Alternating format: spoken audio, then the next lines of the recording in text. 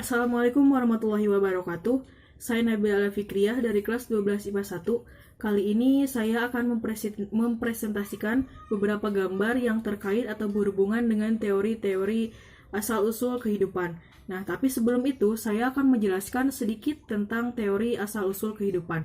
Yuk, simak videonya.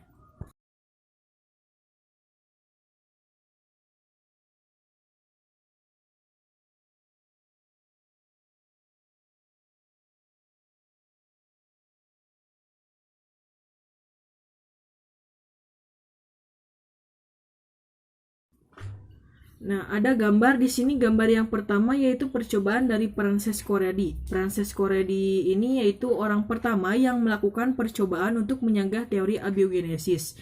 Dia membuat percobaan dengan memasukkan daging ke dalam dua buah toples dengan yang satu tanpa penutup dan satu lagi dengan penutup. Setelah beberapa hari diamati, muncul larva di daging dalam toples yang terbuka, sementara daging di toples yang tertutup itu bersih.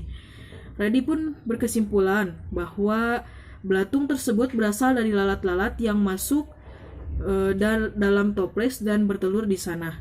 Nah, tidak berhenti di sana, Redi pun kembali membuat percobaan untuk meyakinkan kesimpulannya. Dia memodifikasi toples yang digunakan dengan membuat tutup terbuat dari kain kasa. Hal ini dia lakukan agar udara dari luar bisa masuk dan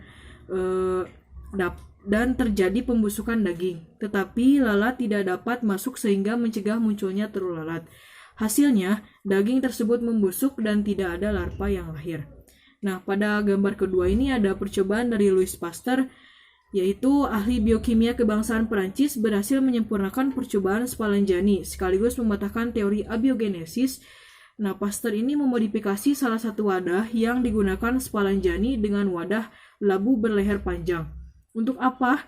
Untuk berguna sebagai indikator yang memberitahukan bahwa masih ada hubungan antara labu dan udara di luar, atau masih ada oksigen dan mikroorganisme hidup. Nah, hasilnya yaitu setelah dipanaskan dan didiamkan beberapa hari, ternyata air kaldu yang ditempatkan di labu berleher panjang tetap jernih. Tetapi di bagian ujung lehernya muncul banyak debu dan kotoran.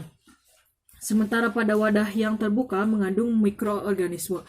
Eksperimen ini pun mematahkan teori abiogenesis dan menghasilkan teori baru dengan 3 isi sebagai berikut.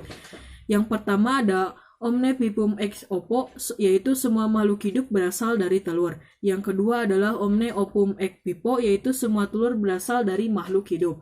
Yang ketiga, omne vivum ex vivo, yaitu semua makhluk hidup berasal dari makhluk hidup. Nah, pada gambar yang ketiga, yaitu ada percobaan dari Stanley Miller. Harold Urey, Stanley Miller, dan A.I. O'Farin, mereka berpendapat bahwa organisme terbentuk pertama kali di bumi ini berupa makhluk bersel satu.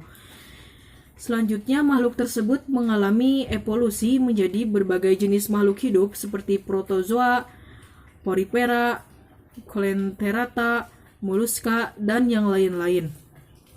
Nah, model perangkat ini yaitu percobaan Miller dan Urey untuk sintesis molekul organik secara biotik.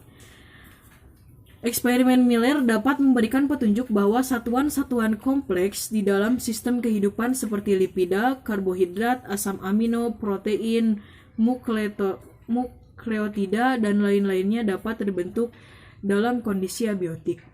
Dan yang terakhir ini ada teori evolusi biologi oleh Jean-Baptiste Lamarck, yaitu seorang naturalis dari Prancis, yaitu mengemukakan bahwa bentuk kehidupan yang sekarang didasarkan pada penggunaan dan tidak menggunakan organ atau use dan disuse. Teori ini dikemukakan oleh Lamarck 50 tahun sebelum munculnya teori Darwin. Meskipun Darwin lebih populer, tetapi Lamarck memiliki peran besar dalam perkembangan ilmu pengetahuan. Contoh teori yang dikemukakan oleh Lamarck ini yaitu adalah tentang leher jerapah yang memanjang dengan meregangkan untuk menjangkau pohon yang lebih tinggi. Sifat fisik ini nantinya akan diturunkan pada jerapah generasi berikutnya. Kata use mengacu pada organ yang digunakan oleh hewan ini akan terus bertumbuh dan berkembang. Sementara itu, mengacu pada organ yang tidak digunakan oleh hewan tersebut dengan sendirinya akan teredukasi. Lamarck sendiri mengupakan bahwa kaki dan leher jerapah pada zaman dahulu terbentuk mirip dengan kuda, yaitu berleher dan berkaki pendek, tidak sepanjang jerapah sekarang. Namun karena sumber makanan mereka berada di pohon yang tinggi, maka dianggap muncul dorongan dari jerapah untuk meregangkan lehernya agar dapat menjangkau sumber makanan yang berada pada pohon yang tinggi. Nah, dorongan internal inilah yang menyebabkan leher jerapah menjadi panjang selama masa hidupnya. Bentuk anatomi tubuh jerapah ini nantinya akan diturunkan pada generasi berikutnya. Sehingga muncul keyakinan bahwa jerapah yang memiliki leher panjang saat ini merupakan adaptasi dari nenek moyang dahulu kala.